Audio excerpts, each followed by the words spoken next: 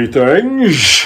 Welcome to another edition of At the Pictures with this guy, Chaz Scorsese, and I am, who am I? LeBron James. And this edition we've been at the pictures for an old favourite of mine, Dungeons and Dragons! That was an elephant. Let's go. Yeah, this was brilliant. This is my film of the year so far. I'm glad I went to see it. I was worried about it because Chris Pine, he's a bit and oh. Is he Captain Kirk? Is he going to bring his Captain Kirk A game? And he did with this. He's Chris Pine-tastic in this one. I even said in the trailer that it's going to be the most Chris Pine performance that Chris Pine is going to ever perform. In the battle of the Chris's at the minute, you've got Chris Pine up here, Chris Pratt. Chris Hems? No, is that a real person? Chris Hems? Is that four? Oh, he's below the ground level.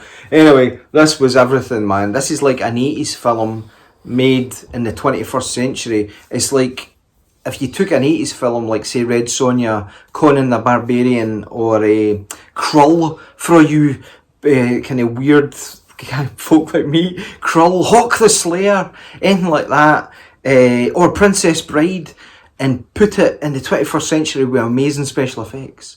Imagine the combination, and the character. I know I've moaned about some films this year that didn't have any good characters that you like. Chaz was every character in this, even the baddies, was every character brilliant. This film really good. A lot of film really focuses on people's perfections and how good they are and what they do and to become really good. A lot of them is just a lot of this film's about a lot of the people in it imperfect. Which makes it really good because you can relate to them, can't you? You can relate to them. Yeah. It feels like they feel a lot more human than a lot of other people. Which is saying something in a film that's got these kind of, what is it, a bear owl and stuff. Yeah. So we've got Chris Pine, who basically seems to me doesn't have any powers at all. He's just a thief. He's just a thief or whatever. It plays the loot. So he's got skills on his loot, and he's meant to be a good planner. So he's a cross between kind of Hannibal for the A-Team and maybe Kurt Russell for Big Trouble in Little China.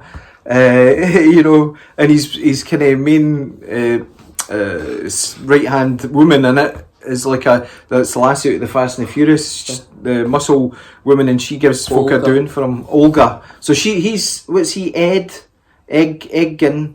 He's Olga, and then we've got Simon, who's a wizard, but he's got the most British name ever. He's got really self-confidence issues. He's really he's no happy in his shoes at all, and he has to find a way to find some confidence.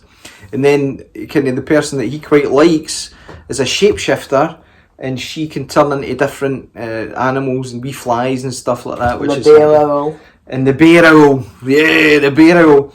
And then you've got the baddies, which you've got is Hugh Grant mainly as a kind of con man, and then there's all these kind of red monks that are bad, and they're trying to take over the living to make them dead, that kind of thing. So, but I'm not explaining it too well, but it is brilliant. It's the film that I wanted to see when I was 10-year-old, and I maybe never got to see it. I had to make do with Red Sonja and Conan and things like that. But it's a great film, isn't it? From start to finish. Yeah. The jokes in it are brilliant. The serious parts and the jokes mix actually quite well. Unlike a movie we've previously mentioned, yes, Shazam. Shazam doesn't mix at all.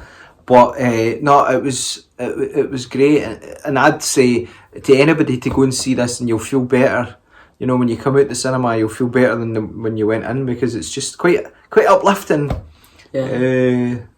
So, and who was your favourite character in it, Chaz? Probably that Simon guy. Simon, he was. He had a lot of issues, Simon, but he came good in the end, didn't he? He was really quite a powerful wizard in the end, but, obviously he didn't go to Hogwarts or nothing like that, so he didn't have the training that he needed. But my favourite was, I liked Hugh Grant in it, because he was really bad, but he was Hugh Grant, so you can't help but like him, like he did that one in Paddington. What was it, Paddington 2 he was in? And he's a baddie, but it's, you know, Hugh Grant, so he wasn't that bad. I'd recommend it to everybody. So, but let's go to the marks and see what we're going to give it. He was a baddie in Paddington.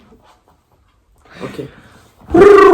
We have transferred back into the room, and I was nearly giving it a 5, but I'll probably Give it a 5. Alright, well, I don't think there's anything going to be better than it, because what else is coming up? Indiana Jones, and that's going to be a classic disappointment.